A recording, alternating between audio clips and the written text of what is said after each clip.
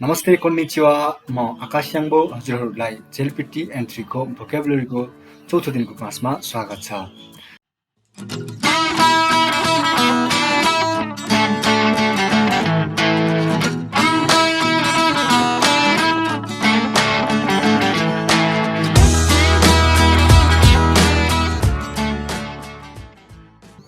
हाय सुरु गरौँ।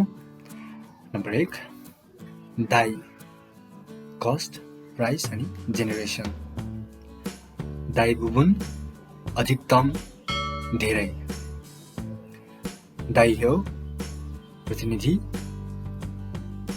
दाइ हो स्या प्रतिनिधिकर्ता प्रतिनिधि गर्ने मान्छे। स्या भनेको यो मोनोको खान्जी हो, मान्छेलाई लाग्छ। दाइजिन मन्त्री। दाइकिन मूल्य। Diary agent. दाइसेको ठुलो सफलता। दाइस्यो ठुला साना विभिन्न। दाइतोखाइ ठुलो सहर। दाइतौर्यो राष्ट्रपति। दामारु चुप लाग्नु। दान चरण स्टेप। दान बिस्तारै लिटल बाई लिटल। दान र दोनमा नर्मली कन्फ्युज भइरहेको हुन्छ। दोन भनेको चाहिँ एकदमै छिटो छिटो।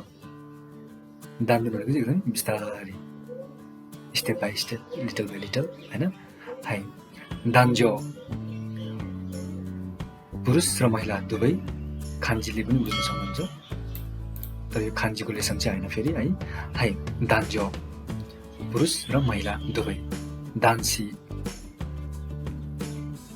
केटाहरू केटा। अब केटी भन्नुभयो भने जोशी। दान्ताई समूह। दारुई सुस्त। दे आई भेट। दे आउ भेट्नु।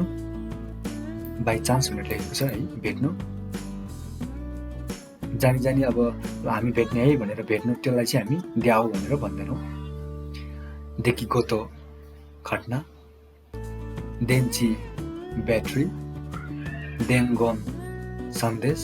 देन्क्यु चिम बल्ब। देन्सी इलेक्ट्रोनिक। देन्सी रेन्जी माइक्रोवेभ ओभन। देन्तो परम्परा। दो डिग्री। दोकी दोकी पाउन्डिङ ढुकढुक। कुनै पनि अब इक्जाममा पनि हामी दोकी दोकी हुन्छ नि है। हाम्रो मुटु अलिकति छिटो छिटो चल्छ, ढुकढुक बढ्छ है। दोकी दोकी सिमास भन्ने भन्छ त्यस्तो बेलामा।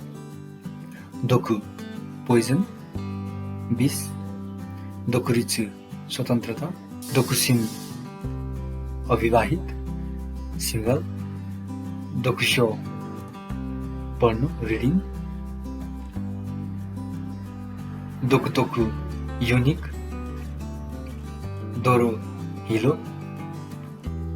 दोर्योकु प्रयास गर्नु, इफोर्ट लगाउनु। दोइचु उस्तै। तोजी त्यो समयमा। दोजी एउटै समयमा।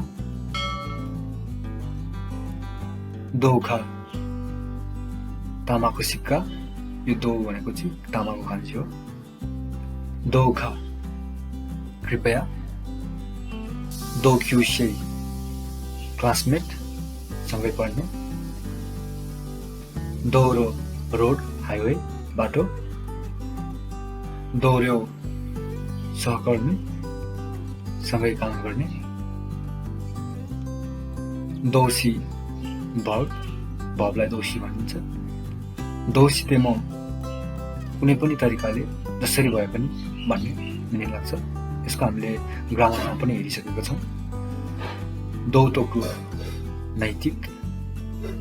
दोयो साथै। है मिनासान, आज हामीले दा दे दोबाट आउने वर्डहरू हेऱ्यौँ। यसमा एउटा चाहिँ तोबाट आएको पनि रहेछ। के भन्दैन त्यसै गरी तपाईहरुलाई कस्तो खालको भिडियोहरु बनाइदियो हुन्थ्यो जस्तो लाग्छ अनि कस्तो खालको भिडियो बनाउँदा चाहिँ तपाईहरुलाई सजिलो हुन्छ त्यस्तो कुराहरु पनि कमेन्ट गरिदिनु भयो भने मलाई बनाउन सजिलो हुन्थ्यो はい、皆さん以上です。頑張ってください。ありがとうございます。